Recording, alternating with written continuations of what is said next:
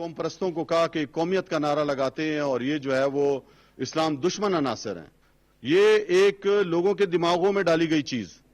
اور آپ کو پتہ ہے کہ پھر مجھے بہت افسوس ہوتا ہے کہ یہ جتنے بھی قوم پرست اور مذہب پرست جماعتیں ہیں بلوچستان کی خصوصاً، جنہوں نے ہمیشہ سے نفرت کی سیاست کی، جنہوں نے ہمیشہ سے ایک دوسرے کا مقابلہ کرتے آئے اس صوبے کے اندر، ان کو ہمیشہ موقع ملا وفاق میں بھی اور صوبے میں بھی حکومتوں میں رہنے کا. لیکن سوالیہ نشان ہے کہ ان کی کارکردگی پر انہوں نے کیا کیا. آپ مجھے بتائیں 2013 سے 2018 تک جس طرح مسلم لیگ نون کے اندر ایک خاندان کی حکومت تھی، اس کے اپنے خاندان کے لوگ تھے، اسی کو کاپی بنایا، اس کو آئیڈیل تصور کیا ہمارے پشتون قوم پرست جماعت نے، اور اسی طرح اپنے خاندان کو نوازا یہاں پہ. اور پشتون میرا خیال کوئی بھی قبیلہ نہیں تھا، کوئی لوگ نہیں تھے ان کی جماعت میں، کوئی ایسے لوگ نہیں تھے پڑھے لکھے میرا خیال ان کی نظر میں کہ ان لوگوں کو آگے لایا جاتا، اپنے ان پرانے ورکروں کو لایا جاتا.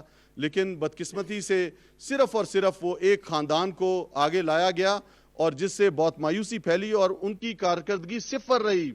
پچھلے 5 سالوں میں آپ نے دیکھا کچھ بھی اس صوبے کو انہوں نے نہیں دیا. قوم پرستی کے نام پر سیاست کی. کون سے یہاں پہ بل پاس کیے اس صوبے کے اندر؟ کون سی تعلیم کے لیے انہوں نے کوششیں کی؟ کون سی انہوں نے صحت کے لیے کوششیں کی؟ اور کس کے ساتھ بیٹھے رہے؟ کس کا اعلی کار بنے؟ اس کا جس کو سپریم کورٹ نے نااہل قرار دیا، جس کو سپریم کورٹ نے سیسیلین مافیا کا نام دیا، جس کو سپریم کورٹ نے تاحیات پابندی لگائی، وہ 3 دفعہ کا وزیر اعظم نواز شریف، یہ ہمیشہ اس کے ساتھ رہتے رہے. اور اس دفعہ بھی الیکشن میں جو 2018 کا الیکشن ہوا، سب سے بڑی تکلیف یہ تھی کہ ان کا وہ ہواری، وہ جس کے ساتھ یہ بیٹھ کر مرکز میں وفاق میں قومی اسمبلی میں بیٹھے ہوتے تھے، اس کو شکست دی پنجاب میں تحریک انصاف نے. یہاں پر بلوچستان میں تو آپ کے سب کے سامنے ہے کہ 9 سیٹوں پر جمعیت علماء اسلام، یہ جو آج پی ڈی ایم کے ساتھی بنے ہوئے ہیں، انہوں نے ان کو شکست دی. 3 جگہ پر اے این پی نے ان کو شکست دی، پشتونخوا ملی عوامی جماعت کو. یہاں پر ایک سیٹ، یہ کوئٹہ کی سیٹ جس میں 2013 میں بھی میں دوسرے نمبر پہ تھا، یہاں پر شکست ہوئی ان کو، اور تیسرے نمبر پہ تھے. یہ تو آپ کو میں بتاتا چلوں کہ یہ قوم پرستی کے نعرے، یہ باتیں، یہ عوام جان چکے ہیں. سوشل میڈیا کا زمانہ ہے، تمام لوگوں کی ان کی کارکردگی پتہ ہے. آج یہ پھر کسی طرح کہ نواز شریف کا جو ہے سب سے بڑا ہمدرد بننا، اور اس کا ہمدرد بننا جس کو سپریم کورٹ نے نااہل قرار دے دیا ہو، جو ایک بیماری کا بہانہ بنا کر کس طرح عوام کی اور حکومت کی آنکھوں میں جو ہے وہ دھونک جھونکی گئی، اور بیماری کا بہانہ جا کر وہاں پہ گئے.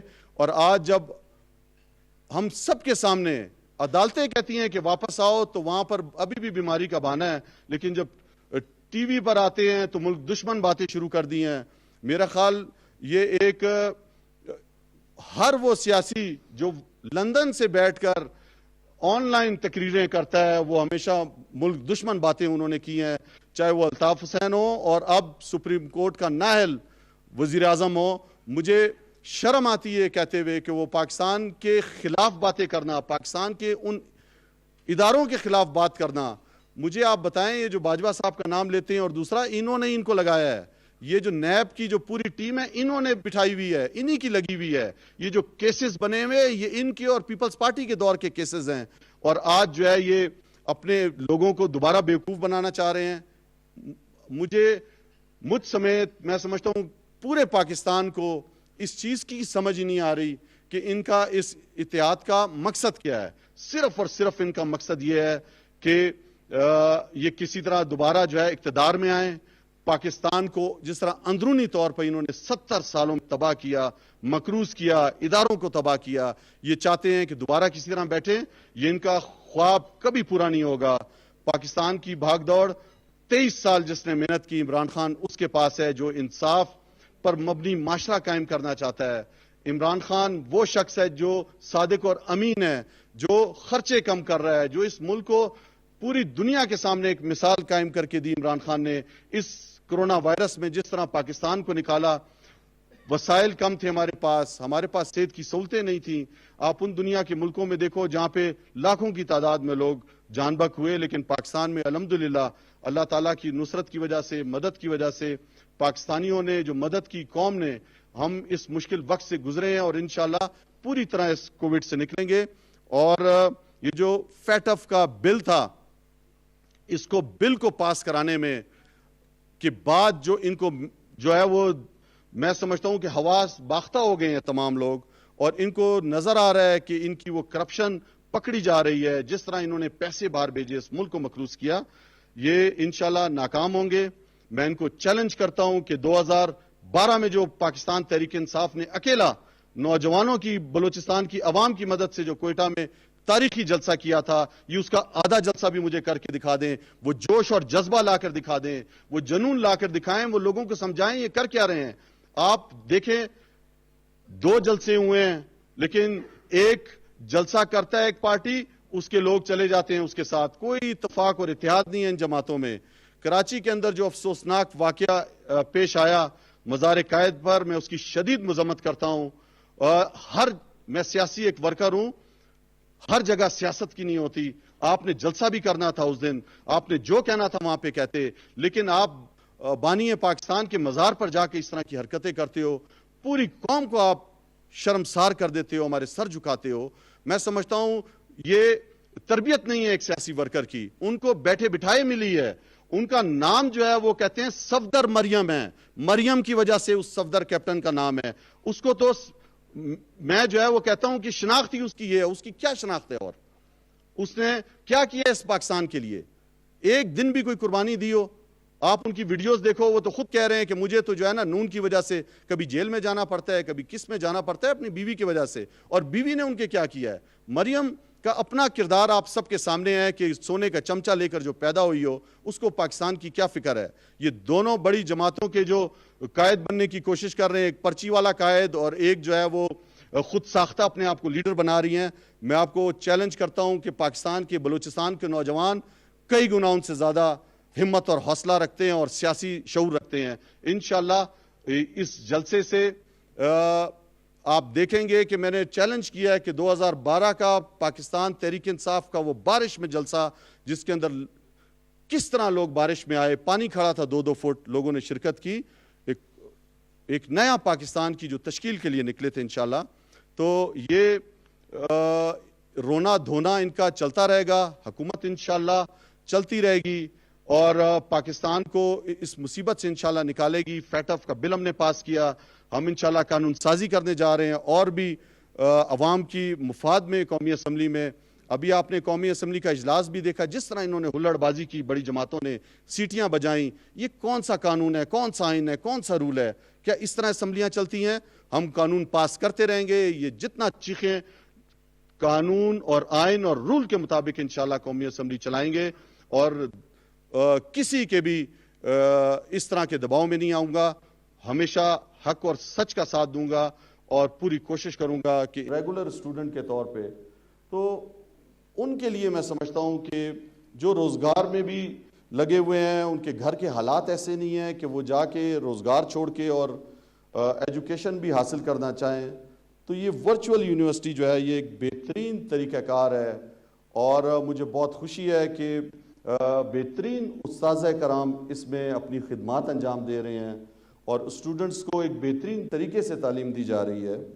اور پاکستان کے اندر 200 سے زیادہ میرے خیال ان کی برانچز ہیں، اور 18 سالوں کے اندر جس طرح انہوں نے تقریباً 4 لاکھ سے زیادہ رجسٹرڈ ہیں ان کے پاس بچے بچیاں اور علم حاصل کر رہی ہیں، تو یہ بہت ہی ایک خوشی کی بات ہے۔ اور مجھے بہت خوشی ہو رہی ہے کہ ڈاکٹر نعیم طارق صاحب سے جب میری بات ہوئی کہ وہ بلوچستان کے دوسرے شہروں میں بھی، تربت ہو گیا، خزدار ہو گیا، لورالائی ہو گیا، گوادر ہو گیا، ژوب، تو اور جگہ پہ بھی انشاءاللہ پوری میں بھی ان کے ساتھ ساتھ ان کے شامل رہوں گا اس چیز میں کہ یہاں پر بھی ان کے کیمپسز ہمارے اور بلوچستان کے دوسرے اضلاع کے اندر بھی کھلیں، اور ہمارے وہ بچے جو دور دراز علاقوں کے ہیں، جن کو علم کا شوق ہے، جو چاہتے ہیں کہ وہ بھی دنیا کے ساتھ مقابلے میں آگے آئیں، تو وہ اس ورچوئل یونیورسٹی سے مستفید ہو سکتے ہیں اور دنیا کی اس دوڑ میں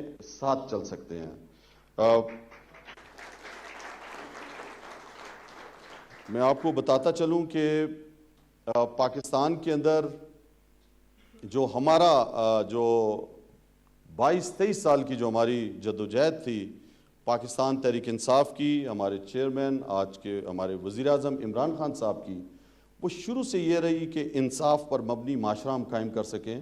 اور اس میں جو ہمارے 3 سلوگنز تھے جن پہ ہم نے کام کیا، ہم نے لوگوں کو اویئرنیس دی، اس کے اندر ایک جو تھا وہ تعلیمی انصاف کا جو ہمارا نعرہ تھا کہ تعلیمی انصاف ہونا چاہیے.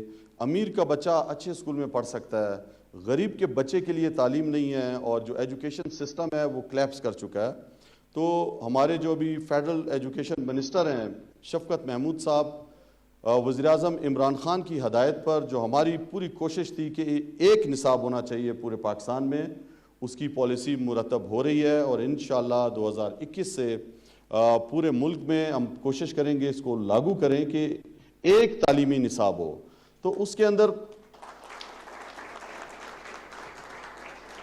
چاہے وہ لاہور کا HSN اسکول ہوگا، یا یہاں کا اسلامیہ اسکول، یا تعمیر نو اسکول، یا کوئی لورالائی یا گورنمنٹ اسکول، تو پاکستان کی موجودہ حکومت کی یہ کوشش ہے کہ وہ چاہے وہ کسی مدرسے کا بچہ ہو کہ اس کو ایک جیسا نصاب پڑھایا جائے، ان کی ایک جیسی دماغ سازی ہو، اور ایک نیشن بن کے ہم آگے بڑھیں. اور ہمارے اندر ایک یہ پتہ ہو ہمیں اس تعلیم سے کہ پاکستان کے بننے کی اصل بنیاد کیا تھی. وہ 2 قومی نظریہ، وہ سوچ، وہ جو ہمارے بزرگوں نے، وہ ایک خواب علامہ اقبال کا جس کی تعبیر قائد اعظم محمد علی جناح نے، ہمارے ان بزرگوں نے قربانیاں دی، لاکھوں لوگوں نے اپنی جانوں کی. تو وہ جو نظریہ تھا کہ ہمیں ایک ایسا خطہ چاہیے دنیا میں جس پہ ہم اپنے اسلام کے بنیادی اصولوں کے مطابق سیاسی طور پر، معاشی طور پر، سماجی طور پر، تجارتی طور پر اپنی زندگیاں گزار سکیں. تو آج آپ سب کے سامنے ہے کہ جو 2 قومی نظریہ تھا، یہ پہلے ہمیں سمجھ میں نہیں آ رہا تھا. ہم لوگ کہتے تھے کہ یار ہندوستان میں تو بہت مطمئن زندگی گزار رہے تھے مسلمان، اور تقریباً 700-800 سال حکومت کی انہوں نے. لیکن جب انگریز آیا اور اس نے وہ جو تعلیمی سسٹم اپنا لے کے آیا جس نے کریش کیا ہمارے معاشرے کو، اور یہ جو ایجوکیشن سسٹم لایا جس سے اس نے ہم میں وہ احساس کمتری کا مادہ پیدا کیا، اور ہمیں یہ احساس دلایا کہ آپ جو ہے وہ جب تک انگریزی نہیں پڑھو گے، جب تک آپ اس طرز تعلیم کی طرف نہیں آؤ گے تو آپ آگے نہیں آ سکو گے.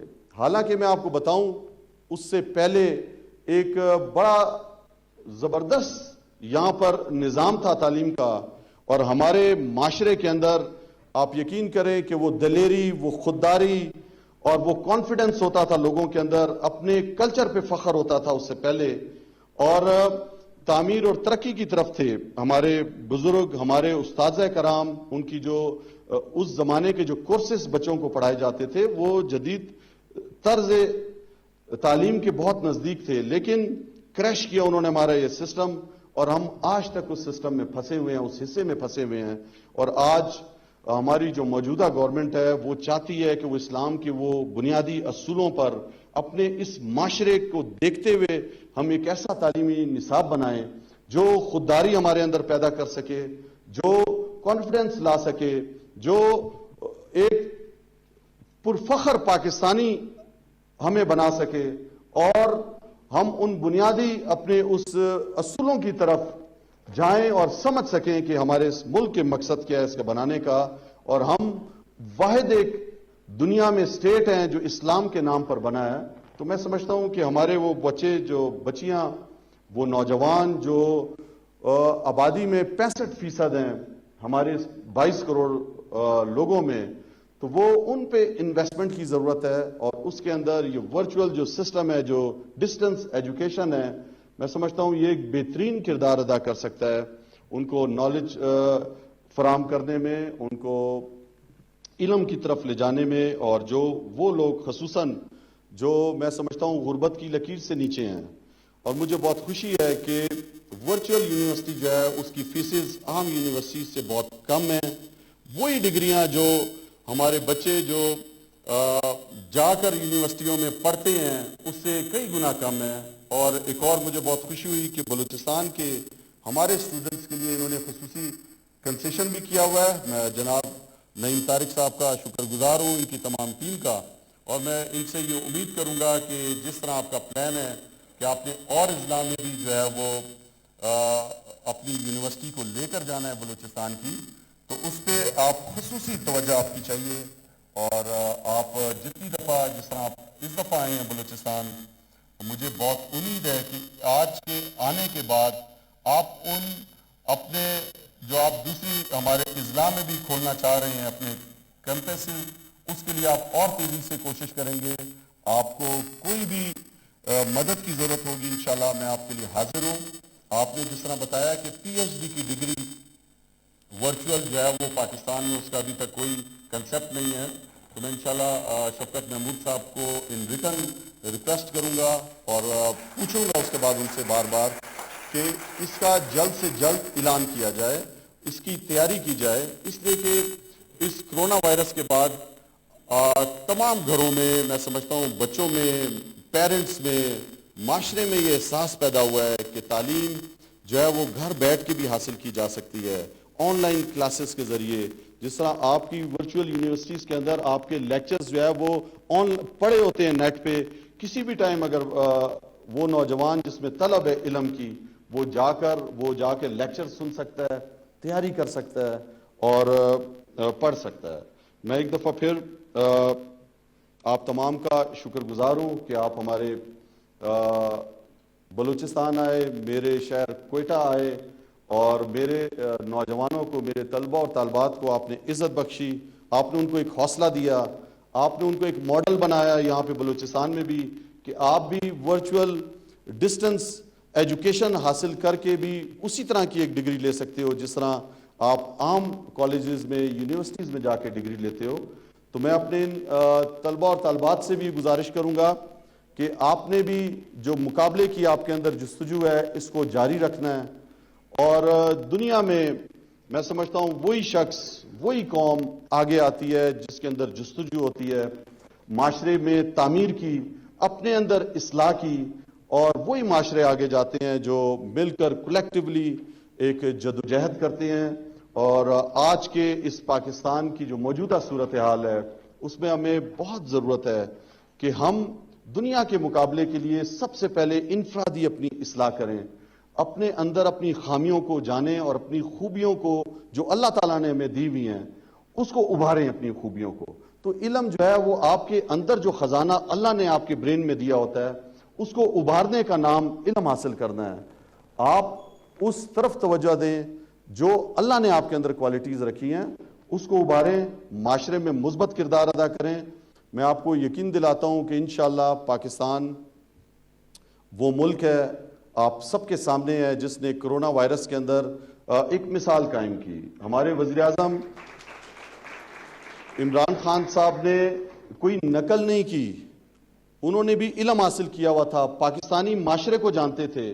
انہوں نے وہ یورپ نے جو اس کرونا وائرس کو جس طرح ڈیل کیا، جس طرح ایک دم انہوں نے لاک ڈاؤن لگایا، لوگوں کو محدود کر دیا، تو ہمارے وزیر اعظم کو پتا تھا 22 کروڑ آبادی ہے اس ملک کی، غربت ہے اس ملک کے اندر، اگر آپ گھروں میں محدود کریں گے تو بھوک کی وجہ سے ہمارے لوگ مر جائیں گے۔ انہوں نے وہ دماغ سے کام لیا، انہوں نے نقل نہیں کی ان کی معاشرے کی، اپنے حالات کو دیکھتے ہوئے انہوں نے اس مصیبت سے، اس پینڈیمک سے اپنے آپ کو نکالا اور دنیا کی پہلی قوم بنی جس میں سب سے کم اموات ہوئیں، اور اللہ تعالیٰ کی نصرت اور مدد کی وجہ سے آپ اور ہم، شکر اللہ تعالیٰ کا کہ ہم بچے۔ پاکستان آپ کے سامنے ہے جس میں غربت ہے، جس میں علم نہیں ہے اتنا زیادہ، جتنا پیسہ نہیں لگا ان 70-72 سالوں میں اس ملک میں تعلیم پر، صحت پر، انسانوں پر۔ اس کے باوجود اگر آپ پلاننگ کرتے ہو ایک اچھی، تو آپ بڑی سے بڑی مشکل سے نکل سکتے ہو۔ پوری دنیا میں ان ترقی یافتہ ممالک میں جن میں بہت زیادہ پیسہ لگایا گیا تعلیم پر، علم پر، صحت پر، تربیت پر، اس معاشرے کے اندر بھی جب آپ نے دیکھا کہ یہ حالات ہوئے، یہ وبا آئی، تو وہاں کے لوگوں نے سپر سٹورز لوٹ لیے۔ امریکہ میں آپ جائیں یوٹیوب پہ، آپ یورپ میں جائیں، وہاں پر انہوں نے سپر سٹورز لوٹے۔ لیکن اللہ تعالیٰ کا کرم ہے کہ اس پاکستان میں غربت کے ہوتے ہوئے، بے روزگاری کے ہوتے ہوئے اتنے پیسے ہم نے انسانوں پہ نہیں لگائے، لیکن ایک مسلمانی کے جذبے سے، ایک اس ایمان کے جذبے سے لوگوں نے ایک دوسرے کی مدد کی، حکومت وقت نے مدد کی، ایک چھوٹی سی دکان بھی نہیں لوٹی گئی۔ تو میں اپنے تمام پاکستانیوں کو اس چیز پر مبارکباد دیتا ہوں کہ ہم نے وہ ایثار کا جذبہ دکھایا، وہ ایمان کا جذبہ دکھایا، ایک دوسرے کی مدد کو آئے۔ تو انشاءاللہ وہ اپنی روایات، وہ اپنی چیزیں جو ایک ہمیں فخر ہوتا ہے اپنے اسلام پر، اپنے ایمان پر، ہم انشاءاللہ ان چیزوں کو آگے لے کے آئیں گے۔ میں سمجھتا ہوں وہ ہماری کوالٹیز ہیں دنیا میں، ہم نے وہ اپنے پیارے نبی، آخری نبی صلی اللہ علیہ وسلم کی زندگی سے سیکھنا ہے، صحابہ کرام کی زندگی سے سیکھنا ہے، اپنے پیغمبروں کی زندگی سے سیکھنا ہے۔ وہ جدوجہد، وہ کوشش جو وہ کرتے رہے ہمیشہ معاشرے کی تعمیر میں، دنیا میں امن لانے کے لیے، وہ ہم انشاءاللہ جاری رکھیں گے۔ ایک دفعہ پھر میں آپ تمام کا شکر گزار ہوں کہ آپ یہاں پہ آئے، ورچوئل یونیورسٹی کے تمام سٹاف کا، اپنے تمام کوئٹہ کے شہریوں کا، طلبہ و طالبات کا، ان کو ایک دفعہ پھر میں مبارکباد دیتا ہوں۔ بہت شکریہ۔